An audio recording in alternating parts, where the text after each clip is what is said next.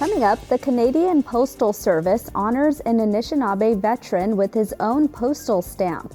Plus, we visit with the founder of the Native Dads Network and see how they are encouraging boys with braids. And Avi Kwa Ame may soon become a national monument. We'll hear from the chairman of the Fort Mojave Indian Tribe. I am Aaliyah Chavez. Join us for those interviews on the ICT Newscast. This program is made possible by the Corporation for Public Broadcasting, a private corporation funded by the American people. The Walter Cronkite School of Journalism and Mass Communication at Arizona State University is honored to be a supporter of Indian Country Today.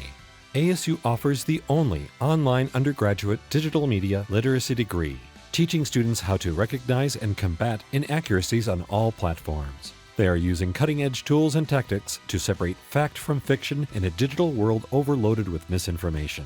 Learn more at cronkite.asu.edu.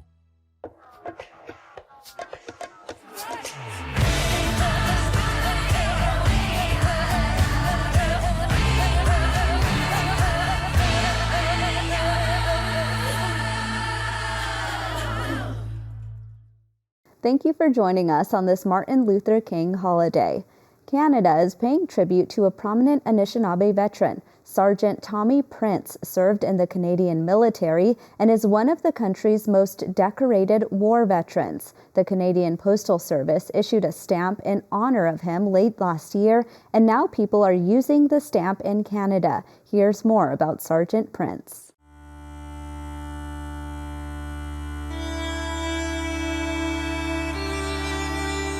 Our deceased father, as everyone knows, attended a residential school. That's where he first put on a uniform, a cadet uniform. Tom enlisted in the Army in 1940 and went over to England. He took parachute training. He volunteered for the 1st Special Services Force, which is a joint Canadian-American unit that trained in Montana in some very special fighting modes.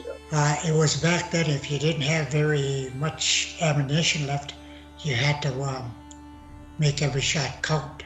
So if you had one bullet, then you needed a deer or whatever. If you didn't hit that deer, you went home empty, your family went hungry.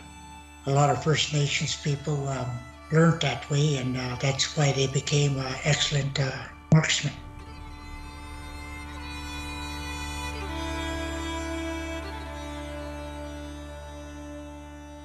Tom received a military medal for his courage in a battle where he was acting as a spotter for the artillery. What he had found was an abandoned farmhouse and had a telephone line rigged back to the battery, and he was observing where the German units were and was directing fire. Unluckily, the line was broken, but Tom, being a little inventive, put on the abandoned farmer's clothing and went out to work the fields, found the line, followed it back where it was broken, and this is full view in daylight of the enemy, repaired the line, pretending he was tying a shoe actually, and then got back to the farmhouse and continued calling the shot. Back on Brokenhead, we used to have dances on Saturday night for the elders. One time, he dressed up as Elvis, danced around and sang like Elvis. Other time, he dressed up as Roy Rogers, the cowboy. So he got a lot of laughs from everyone. And he was a very, very proud person. He never, ever denied that he was an Indian. He never tried it on, even if it meant getting into a beer parlor. He was fiercely proud of what his people were doing.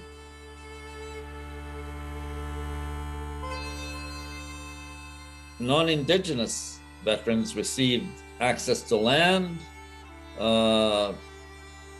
education opportunities, and employment opportunities. This wasn't so with our veterans. The land that was promised them was already part of their common-owned bandland of First Nations. They didn't receive any educational opportunities except in a few isolated cases. And they certainly weren't given employment opportunities. Well, he was a loving care man. If he had $1 and you needed it more than he did, he would give it to you.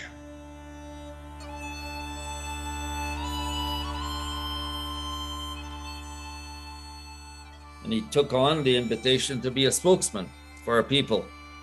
And he did a commendable job. And so it's a testament to his willingness to serve our people in the country in very diverse ways. And it's really, really good for Indigenous people to recognize real heroes that did something completely extraordinary. We have a lot to be proud about, and there is a lot to remember. One of the figures we should never ever forget about is the late, great Tommy Prince.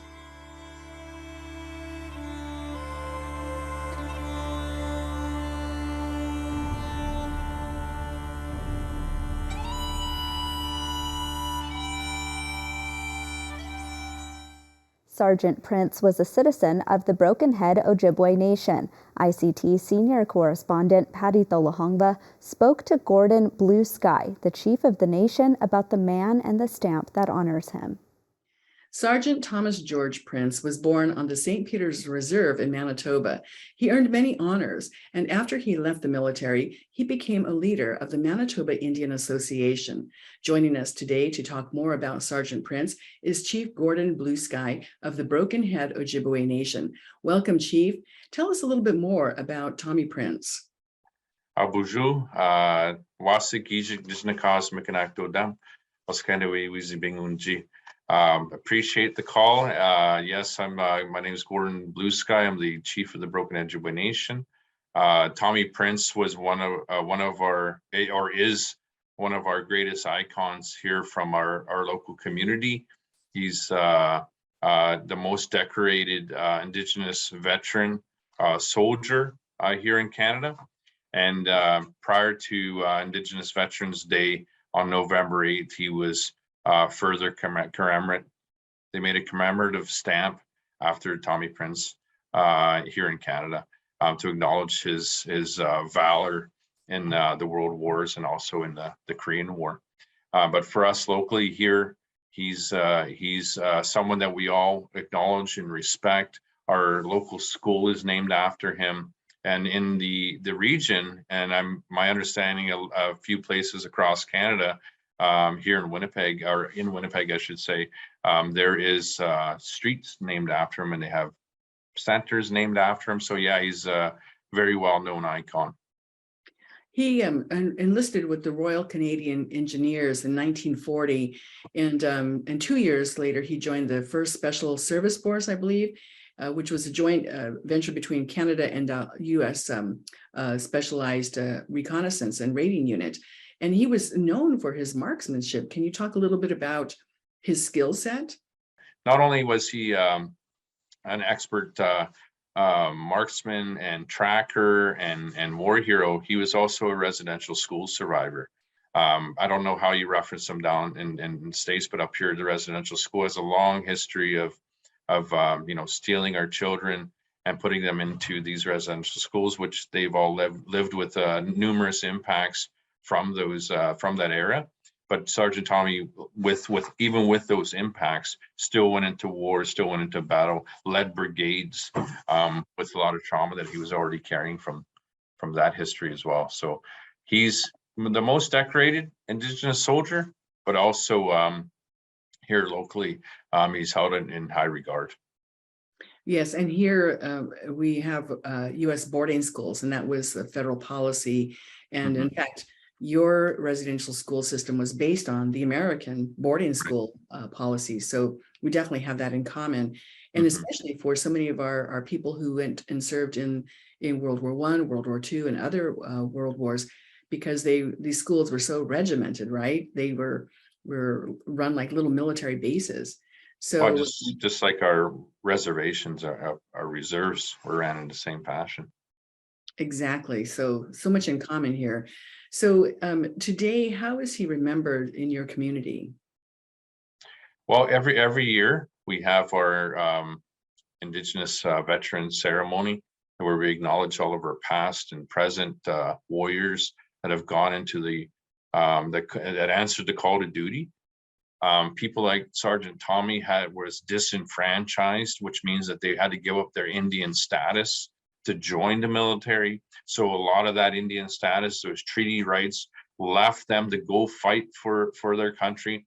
But then after all of that, to come back and to still continue to face the racism and not to be treated as equals to the veterans that went on, like his fellow comrades. And you hear about that not just with Indigenous people, you hear about that from non-Indigenous as well. And they're upset with how Sergeant Tommy was treated on his return home. But of course, again, as Sergeant Tommy, he persevered beyond that. And he continued to work for our people, and he continued to, lobby for our rights and education and treaty rights beyond that. But again, it's a history that we look back on and think, geez, what kind of grit did it take for a person like that to continue in the face of all the things all the obstacles that were against him, to basically become the root of special forces and all of the special forces that's in place right now, that's feared around the world. And one of our own here from Brokenhead is part of the birth of that. And to me, that's pretty powerful message. And we honor him every year and give thanks to his inspiration. So have you purchased a stamp yet? I do have some. I don't have them on me here. I do have them at home, yes. Well, Chief Gordon Blue Sky, thank you so much for joining us today to tell us about Sergeant Tommy Prince and the stamp that now commemorates him and honors him. I always have a special place for people like that in my heart. And I always give a lot of respect out to our current veterans and our past veterans. So I'd like to just say, Kichi Miigwech, thank you for the opportunity.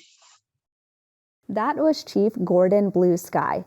The Canada Post has a stamp advisory committee that selects the people who will be honored on a stamp. The whole process can take up to 2 years. We'll be right back.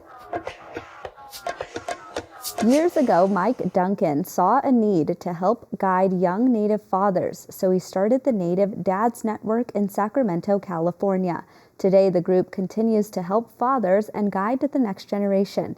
Here's one testimonial from a father who explains how this network has helped him. Hello, my name is Maurice. My name is Joel. We're Skeety and Pawnee in Muskogee Creek. And the fatherhood class has helped me in a lot of ways. It's taught me things that I didn't know that I needed to be a father.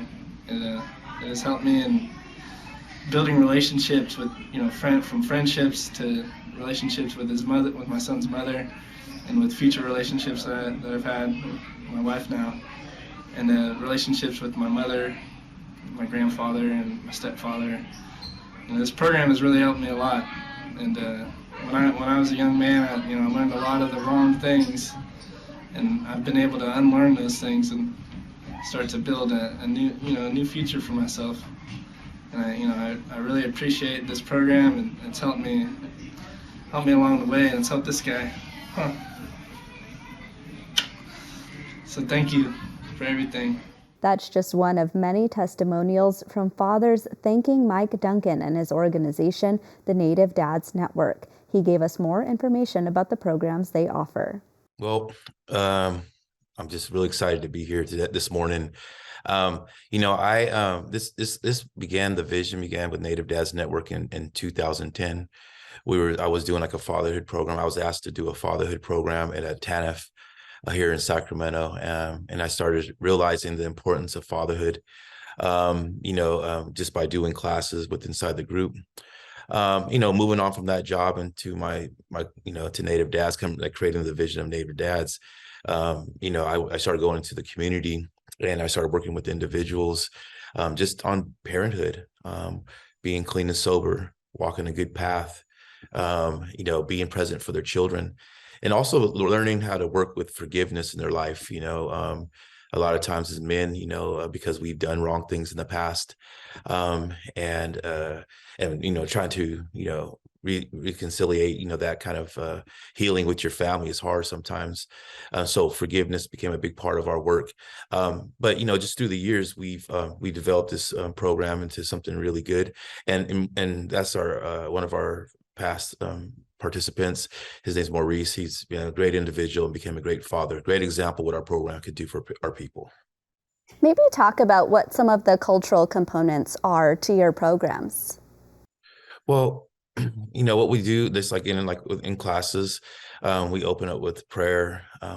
Sometimes we open up with a song if a participant or myself would like to open up with a song, but we also open the doors for other things. We at the time we were doing weekly sweat lodge with the men, and also we would take trips to local ceremonies in this area, California, to the Roundhouse, or the other day that were available for us to hear, for them to experience that as well. The other piece would be, again, we would also work with our hands. So we'd make bead necklaces, talk the importance of being in a good place. We would do that during graduation because it's a 12-week class.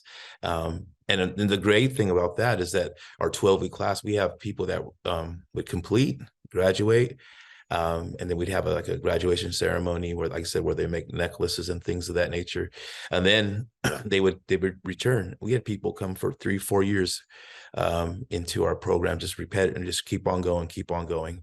And so it always was a great time. And we've had a lot of success stories in our program so far. What programs have been the most popular? Well, one of the things that we also do is we do a men's wellness gathering, and it's called Returning the Warrior Spirit. And that was something that, I'll just start here. Like when I was a young man, I never heard of anything of that, like the term fatherhood is sacred. I actually got a curriculum from an organization called Native American Fathers and Families Association.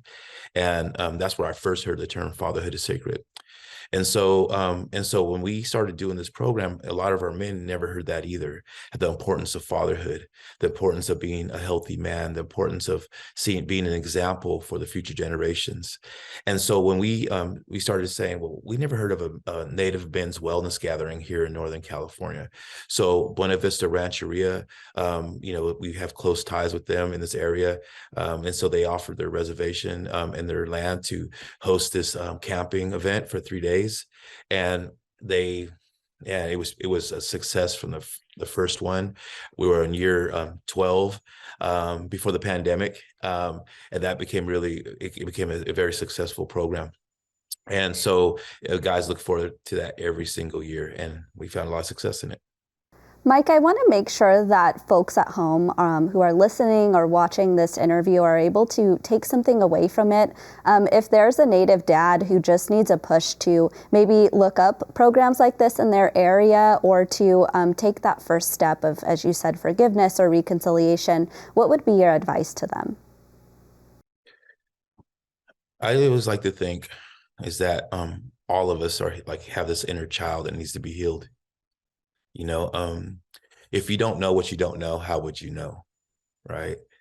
And I'll just speak for myself. I'm a recovering everything, alcoholic, addiction, just that type of person, the lifestyle and everything. And I always like to use myself as an example that if I could do it, anybody else can do it. I just was disconnected from my children. I was disconnected from life, disconnected from culture, disconnected from just responsibility, and I had to do some things. I really had to work to get well, and go back to school and do some things. But I think my point is, I built everything that I teach today is I live by, and so we have to learn to love ourselves, know our worth. Like men have worth, and you have worth as well. And that's something that I had to learn through the years of recovery and in my healing journey through this red road. But if I had that advice, what I give it, don't give up on yourself. You're so important. You're so needed to this bigger picture of healing in our communities. That was Mike Duncan. You can learn more about the Native Dads Network by visiting their website. We'll be right back.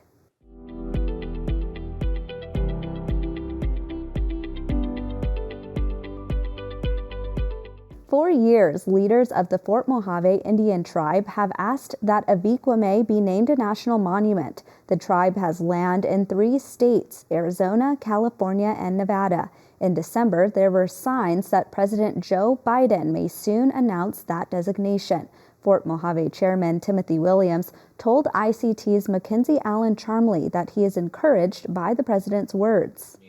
To hear the president talk about our lands, to talk about Avi Kwa Ame, and Spirit Mountain is Avi Kwa Ame, just in the English language. It was just something special. What we know now is the president has made a commitment. There is support pouring in from all the different places, from both senators over in Nevada, Senator Masto Cortez, Senator Rosen, the congressmen that are over, Lee Titus, Deb Holland's support, Secretary of Interior, BLM National Director, Stone Manning. So all of them with their support. And what we know now is it really comes down to the map. We feel that that's probably the last hurdle that this may be facing. The commitment is there.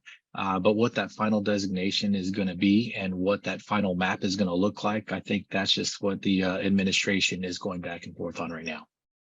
Could you tell us about the history in terms of how long you've been fighting for Avi Kwa Ame's national monument status? Sure. It's been decades, and it's not only been myself. I've been in office as the chairman for the past 16 years with the Fort Mojave Indian tribe. Decades before they'd fought for this, there was a resolution in the 90s by elders that wanted to protect these lands. And so generation after generation, we've been looking at doing something like this, but some days, it's just, I was the one that said, all right, really loud after the president spoke, and it was just a moment to know that all those who had their voices included in this, all the different community meetings that have been out there, all the different gatherings that have been there in order to promote this and to protect this lands, definitely all came together in the culmination of the president speaking yesterday. What are the ways that making Avi Kwa Ame a national monument would ultimately protect it from development? And like many tribes, we receive consultation letters on a regular basis, but there's been different solar, there's been different wind projects that have been proposed in the area. And that's the main part of the protection element for us. Avi Kwa Ame is the mountain of our creation story, and that's where everything begins for us. But in addition to that, there's 450,000 acres over there in southern Nevada that we're looking to protect, and what this monument would do. In addition to that, the co-stewardship is extremely important to us. We look forward to partnering when a management plan is developed. We've expressed that time and time again, to where if we had an opportunity alongside our federal partners to co-manage and co-steward this land, it would definitely be something special for us as Mojave people. The president said that he looks forward to going to visit Spirit Mountain. Is that something that you plan on joining him on? Oh, definitely. As with most things that take place when it comes from the White House, we probably wouldn't know right up until that time comes, but we are at the ready. I come from the Marine Corps, so we are definitely at the ready, just like we were this week. If there was a designation that was to be made, our vice chairman was here. Other meetings were set up, and so you do the best you can each time you come, but it's continued work. You never give up. Especially hearing from the president yesterday, that was just something. And this to see the outpouring throughout the media, online, throughout the different congressmen, like I mentioned, and senators, and then just to know that there's been an impact, and for the president to talk about your lands. I know I emphasized that early on, but that was just a special moment, I know, for us and for our tribe. When you speak to your tribal citizens, what is their response to whether or not Avi Kwa Ame should be protected? And that's where, we represent the people. And there has been time and time again where there's been different delegations, and the membership has gone out there to Avi Kwa Ame to welcome the different delegations that have been out there. Senator Maslow Cortez, Congressman Lee, Deb Haaland, the Secretary of Interior, when she was out there, the entire council was out there. So definitely want that to take place. Our spirit run every year in October, it starts from Avi Kwa Ame. All the young men that are out there and able to run still congregate there, and we run from there. So to see if there would be any type of desecration, or if there would be any type of anything that would come out of there where it'd be clearing the land or putting something up there, obstructing views, if that was all out there, it would definitely take away from its pure state right now. That was Fort Mojave Chairman Timothy Williams. And that's a slice of our Indigenous world. For all the latest, visit ictnews.org. From all of us in the newsroom, stay safe, my relatives.